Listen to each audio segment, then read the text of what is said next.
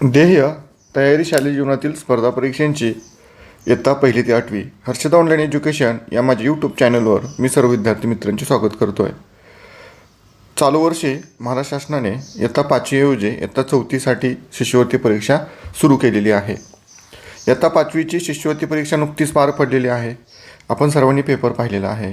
काठीने पातीने खूप अवघड असणारी ही परीक्षा होती. आता एप्रिल महिन्यामध्ये येणाऱ्या 26 तारखेला आपल्याला इयत्ता 4थीसाठी स्पर्धा परीक्षा द्यायची आहे.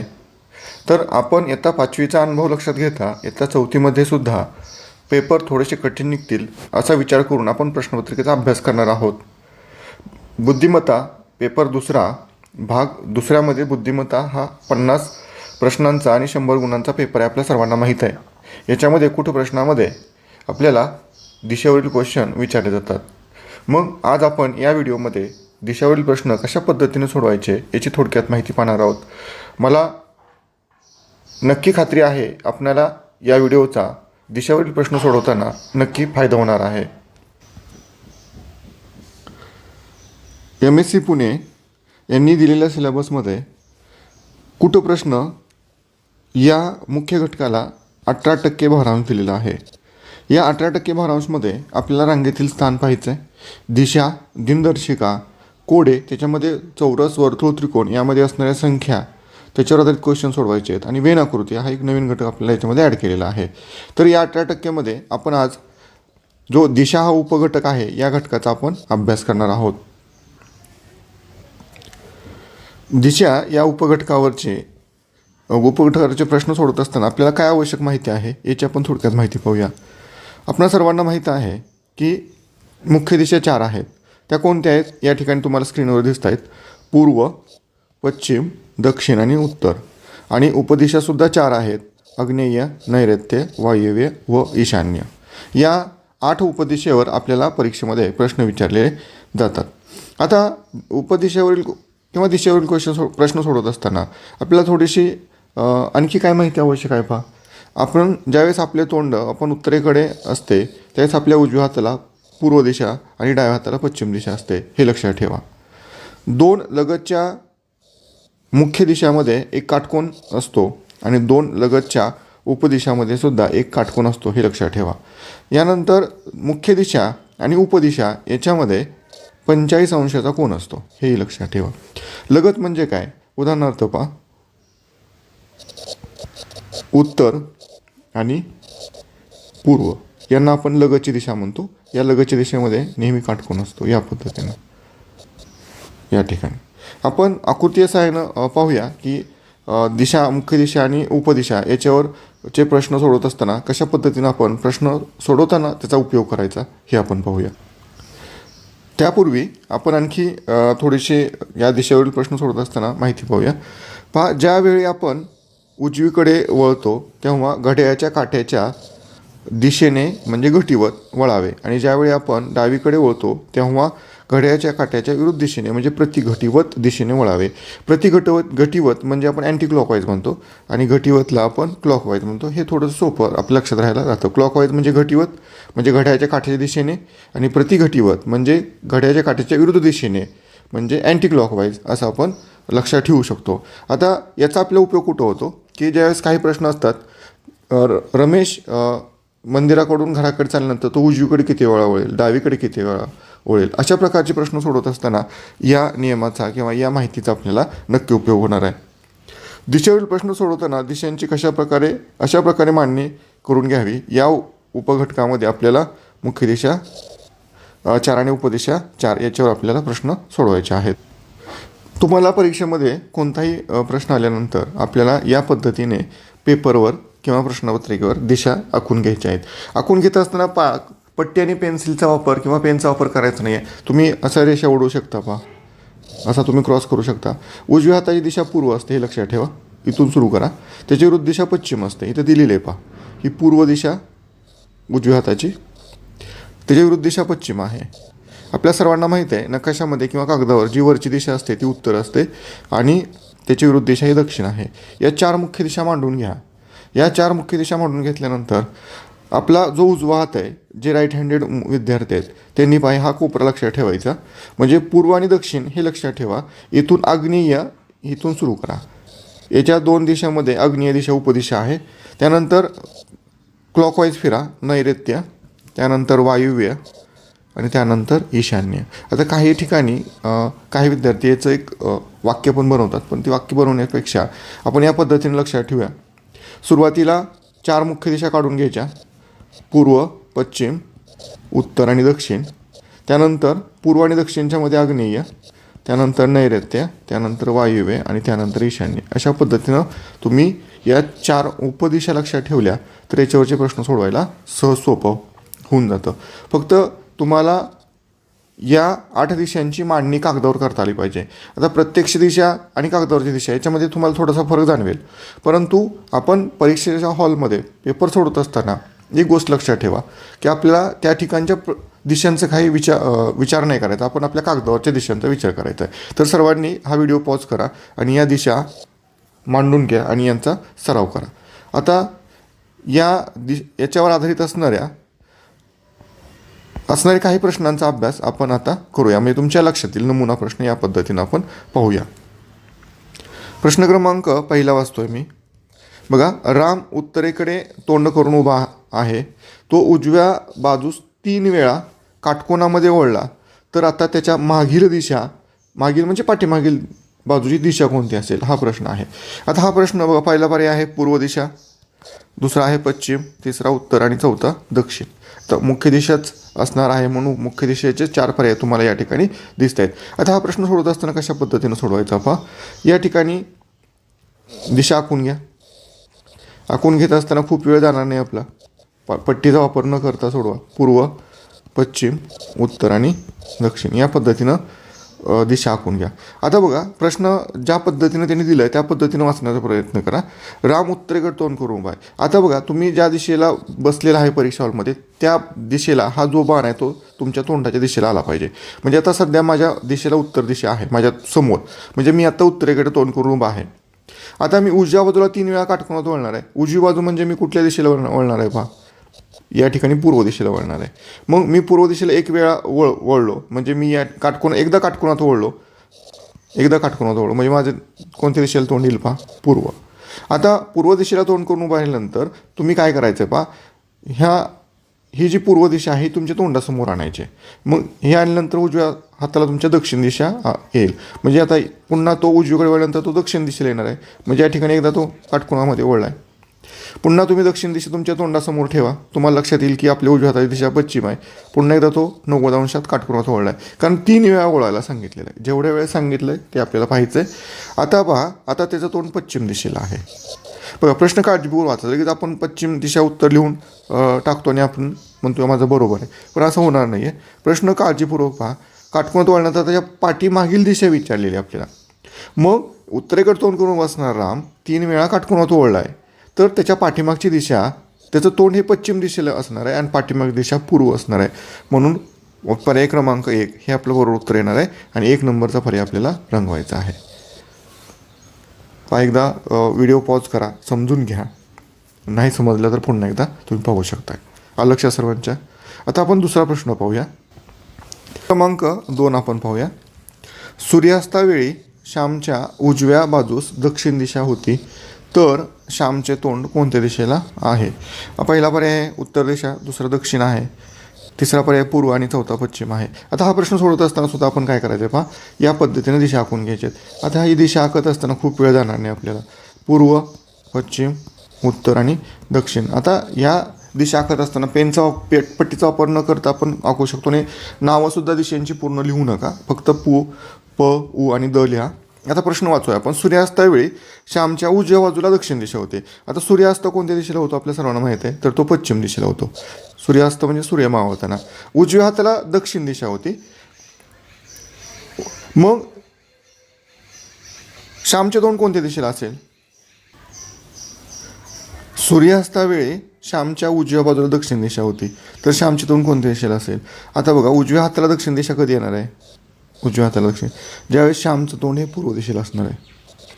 बघा ना, तुमच्या समोर पूर्व दिशा घ्यायची म्हणजे तुमच्या लक्षात येईल की उजव्या हाताला दक्षिण आहे. म्हणजे सूर्यास्तावेळी श्यामचं तोंड जर पूर्व दिशेला असेल किंवा कोणत्याही वेळेस जरी श्यामचं तोंड पूर्व दिशेला असेल तर त्याच्या उजव्या हाताला कोणती दिशा येणार आहे?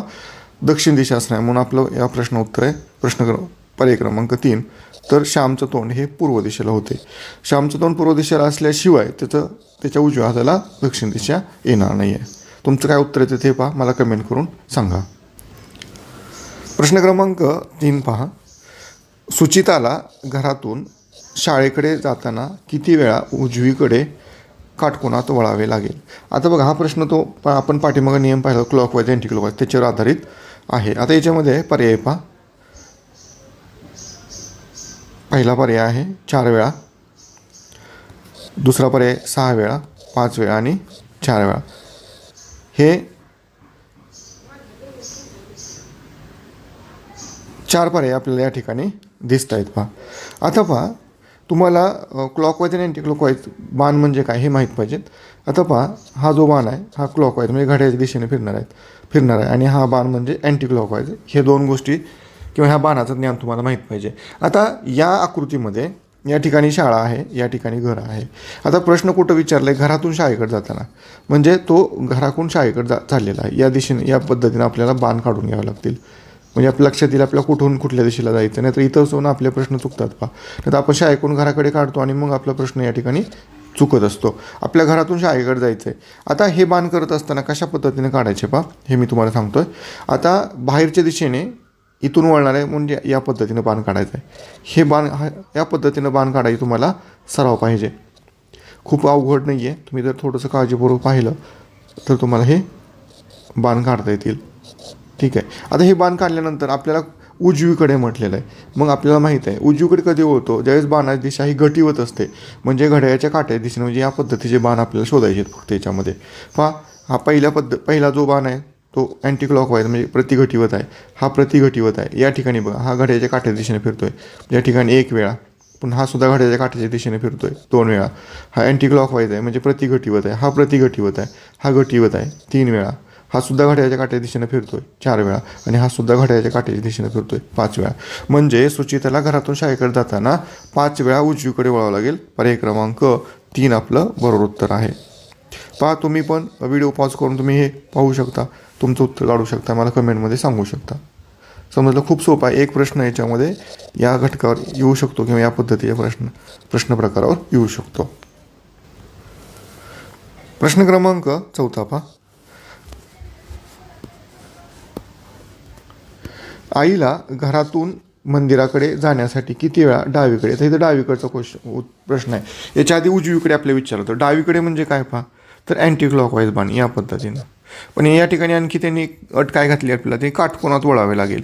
तुम्ही जर आकृती पाहिली तर आकृतीमध्ये 45 अंशाचा पण कोण तुम्हाला दिसून येईल. आता आईला घरातून मंदिराकडे जायचं. मंदिर या ठिकाणी आणि घर या ठिकाणी. म्हणजे घरातून मंदिराकडे या दिशेने आपल्याला जायचं आहे. या पद्धतीने तुम्हाला बाण देतात काढून परीक्षेमध्ये, नाही दिले तर तुम्हाला काढून घ्यावे लागतील. आता सुरुवातीला बाण काढून घेऊया आपण. या पद्धतीनं बाण काढायचं. आता अँटी क्लॉकवाईज म्हणजे या पद्धतीचे बाण आपल्याला शोधायचे आहेत. या पद्धतीनं फिरणारे बाण आपल्याला शोधायचे आहेत. आता याच्यामध्ये हा पहिला कॉर्नर येतो इथं. हा बघा क्लॉकवाईज फिरतो म्हणजे घड्याळ्याच्या काट्याच्या दिशेने. म्हणजे हा उजवीकडे. आपल्याला शोधायचं डावीकडे. आता या ठिकाणी हा डावीकडे, पण हा काटकोनामध्ये नाही आहे, 90 अंशामध्ये नाही आहे, हा 45 अंशामध्ये. म्हणजे याला आपल्याला काउंट नाही करायचं. त्यानंतर हा घटीवत आहे म्हणजे, पण इथं हा पण काउंट नाही होणार कारण हा उजवीकडे आहे आणि 45 अंशामध्ये येतो आहे, त्यामुळे हा मोजायचा नाही आहे. या ठिकाणी एक आहे हा अँटी क्लॉकवाईज आहे. इथं 90 अंशाचा कोण होतो म्हणजे एक ठिकाणी एकदा ती डावीकडे वळालेली आई. त्यानंतर या ठिकाणी बघा हा काटकोन आहे पण हा घटीवत आहे म्हणजे हा 90 उजवीकडे वळतो आहे. या ठिकाणी सुद्धा उजवीकडे वळते कारण ही घटीवत फिरतोय बाण. आणि या ठिकाणी सुद्धा घटीवतच फिरते. बाण घटीवत फिरतो म्हणजे उजवीकडे आई वळते. म्हणजे या ठिकाणी फक्त आणि फक्त या कोपऱ्यामध्ये मी तुम्हाला आता ज्या ठिकाणी बाण गिरवतोय इथंच 90 अंशामध्ये एकदा ती डावीकडे वळलेली आहे. म्हणजे पर्याय क्रमांक 2 हे आपलं बरोबर उत्तर आहे. तुम्ही तुमचं उत्तर काढू शकता, पाहू शकता. प्रश्न क्रमांक 5 रोहनच्या उजव्या बाजूस सूर्योदय झाला आहे. तर रोहनच्या पाठीमागील दिशा कोणती असेल. आता हा प्रश्न सोडवत असताना कशा पद्धतीने सोडवायचा हे आपण पहिल्या 2 प्रश्नामध्ये पाहिलं होतं. तर याच्यामध्ये काय करायचं पहा, सुरुवातीला तुम्हाला या पद्धतीने बाण आखून घ्यायचे आहेत. बाण आखत असताना पट्टीचा वापर करायचा नाही आपल्याला, फक्त पु, प, उ आणि द या पद्धतीनं लिहून घ्यायचं आहे. आता प्रश्न ज्या पद्धतीने दिला आहे त्या पद्धतीनं आपण थोडंसं पाहूया. रोहनच्या उजव्या बाजूला सूर्योदय झाला आहे. सूर्योदय आपल्याला माहिती आहे पूर्व दिशेला होतो. उजव्या हाताला सूर्योदय झाला म्हणजे रोहनचं तोंड कुठं असेल बघा. म्हणजे ज्यावेळेस आपण उत्तरेकडे तोंड करून उभा राहतो त्यावेळेस आपल्या उजव्या हाताला पूर्व दिशा येते आणि पूर्व दिशेला सूर्योदय होत असतो, म्हणजे सूर्याचा उदय होत असतो हे आपल्याला माहिती आहे सकाळी. म्हणजे सूर्योदय होत असताना रोहन उत्तरेकडे तोंड करून उभा होता. परंतु प्रश्नामध्ये आपल्याला विचारते या पाठीमागील दिशा कोणती आहे, तर त्या पाठीमागे पहा दक्षिण दिशा येते. म्हणून पर्याय क्रमांक 1 आपलं बरोबर उत्तर आहे. तर 1 नंबरचं जो गोल आहे तो उत्तरपत्रिकेतला तुम्हाला रंगवायचा आहे. या पद्धतीने तुम्ही प्रश्न सोडवू शकता. प्रश्न क्रमांक 6 पहा, हा शीर्षासनावर आधारित आहे आणि एक विद्यार्थ्यांना अवघड जातो. आता प्रश्न वाचतोय पहा मी. शीर्षासन करत असताना राजूचे तोंड उत्तर दिशेला होते, तर त्याच्या उजव्या हाताची दिशा कोणती आहे. पहिला पर्याय आहे पूर्व दिशा, पश्चिम दिशा दुसरा ऑप्शन आहे, तिसरा ऑप्शन दक्षिण आहे, चौथा ऑप्शन उत्तर आहे. व्हिडिओ पॉज करा, तुम्ही तुमचं उत्तर काढा, परत व्हिडिओ प्ले करा आणि पहा तुमचं उत्तर आणि माझं उत्तर याच्यामध्ये काय फरक येतोय का, आणि तुमचं उत्तर मला कमेंट करून नक्की सांगा. आता हा प्रश्न सोडवत असताना पण काय करायचं बा, आपल्याला या पद्धतीने बाण काढायचे. याचा सराव करून घ्यायचा. तुम्हाला या पद्धतीनं पटपट असं लिहिता आलं पाहिजे. ओके. आता शीर्षासनाचा प्रश्न सोडवत असताना एक विद्यार्थी तर थोडंसं गडबडतात किंवा यांची चुकण्याची शक्यता आहे. आता शीर्षासन करत असताना आता ज्यावेळेस राजूचं तोंड उत्तर दिशेला होणार आहे त्यावेळेस शीर्षासन करत असताना राजू कुठल्या दिशेला तोंड करून उभा राहिला असेल हे तुम्हाला लक्षात आलं पाहिजे. ज्यावेळेस शीर्षासन केल्यानंतर राजूचं तोंड जर उत्तर दिशेला होत असेल तर राजू हा दक्षिण दिशेकडे तोंड करून त्यानं शीर्षासन केले लक्षात राहू द्या. ज्यावेळेस आपण दक्षिण दिशेकडे उभा राहून शीर्षासन करतो, शीर्षासन म्हणजे खाली डोकानी वरी पाय या पद्धतीने आपली शरीराची पोझिशन असते. ज्यावेळेस आपण दक्षिण दिशेकडे तोंड करून उभा राहणार आहोत त्यावेळेस आपलं तोंड उत्तर दिशेकडे होणार आहे. इथे एक गंमत काय पहा, शीर्षासनामध्ये तोंडाची दिशा जरी बदलत असेल तरी हाताची दिशा बदलत नाही. तुम्ही स्वतः करून पाहू शकता. म्हणजे या ठिकाणी जर शीर्षासन करताना उत्तर दिशा कडे जर ते तोंड झालं तर तो दक्षिण दिशेकडे शीर्षासन करत आहे, आणि दक्षिण दिशेकडे जर तोंड करून उभा राहिलो म्हणजे या ठिकाणी तोंड करून उभा राहिलो तर आपल्या उजव्या हाताची दिशा कोणती असते पहा, पश्चिम असते. आणि तीच दिशा शीर्षासनामध्ये सुद्धा आपली असते. तिथं दिशेमध्ये हातामध्ये बदलत होत नाही. उजव्या हाताची दिशा विचारली, याच्यामध्ये बदल होत नाही, म्हणजे याचं उत्तर येईल पश्चिम दिशा. तुम्ही तुमचं उत्तर मला कमेंट करून सांगू शकता. हा लक्षात सर्वांच्या पहा. प्रश्न क्रमांक 7 पहा, घरातून बाजारात जाताना आईचे तोंड किती वेळा पूर्वेकडे येईल. आता हा एक प्रश्न नेहमी परीक्षेमध्ये येतो. याच्या आधीचे 2 प्रश्न आपण काय पाहिले होते, उजव्या हाताला उजव्याकडे किती वेळा वळेल, डावीकडे किती वेळा वळेल. तर या ठिकाणी पूर्व दिशा. आता यामध्ये हा प्रश्न खूप सोपा आहे तसा. आता घरातून बाजाराकडे कुठून कुठे चालले हे खूप महत्त्वाचं या प्रश्नामध्ये. घर कुठं आहे पहा आणि बाजार कुठं आहे, म्हणजे या दिशेने ते चाललेले आहे हे पहिल्यांदा काढून घ्या. तुम्हाला परीक्षेमध्ये आता 4थीच्या विद्यार्थ्यांना दिलेलं नसेल दिले तर तुम्हाला या पद्धतीनं बाण काढून घ्यावे लागतील, कारण हे खूप सोपं आहे, अवघड नाही. बाणाची दिशा काय दर्शवते की ते चाललेली दिशा आहे. आता या ठिकाणी हा प्रश्न सोडत असताना तुम्ही पेपरमध्ये याला पूर्व असं लिहून घेऊ शकता, इथं पश्चिम लिहून घेऊ शकता. हे उत्तर आहे आणि हे दक्षिण आहे. मग आपल्याला घरातून बाजाराकडे जाताना पूर्वेकडे तोंड असं विचारलेलं आहे. मग पूर्वेकडे तोंड म्हटल्यानंतर पहा या दिशेला तोंड पाहिजे, ही पूर्व दिशा आहे. तर या ठिकाणी पहा मी 1, त्यानंतर इथं पहा 2, 3, 4, 5 आणि 6. तर 6 वेळा आईचं तोंड हे काय असणार आहे, पूर्व दिशेला असणार आहे. म्हणून पर्याय क्रमांक 2 हे आपलं बरोबर उत्तर आहे. खूप सोपे आहे पहा. इयत्ता 4थीच्या विद्यार्थ्यांना च्या दृष्टीने हा तसा प्रश्न खूप सोपा आहे. आपल्याला परीक्षेमध्ये मार्क जर पडायचे असेल किंवा मार्क जर चांगले गुण घ्यायचे असतील तर तुम्हाला प्रत्येक प्रश्न हा विचार करावून सोडावा लागेल. ठीक आहे, समजलं सर्वांना.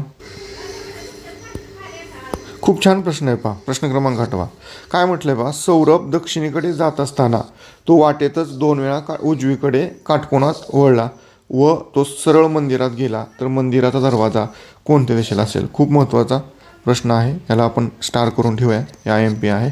आता हे प्रश्न सोडत असताना काय करायचं पहा, सरळ दिशा आखायची आपल्याला अशा. उजव्या हाताची पूर्व, त्याच्या अपोजिट पश्चिम आहे, वरची दिशा उत्तर आणि त्याच्या विरुद्ध दक्षिण दिशा आहे. आता प्रश्न काय विचारला बघा, सौरभ दक्षिणेकडे जात होता, म्हणजे या दिशेला जात होता, या दिशेला तो जात होता. तो दक्षिणेकडे जात होता आणि पुढे काय म्हटले, वाटेतच दोन वेळा पहा तो दक्षिण दिशेला चाललेला आहे आणि पुढे काय म्हटले, वाटेतच तो 2 वेळा उजवीकडे काटकोनात वळलेला आहे. पहा या ठिकाणी त्याचं तोंड दक्षिण दिशेला आहे. तो एकदा उजवीकडे वळल्यानंतर आणि उजवीकडे म्हटलेलं आहे, उजवी म्हणजे पश्चिम दिशेला तो वळला, एकदा वळला, आता त्याचं तोंड हा पश्चिम दिशेला झालं.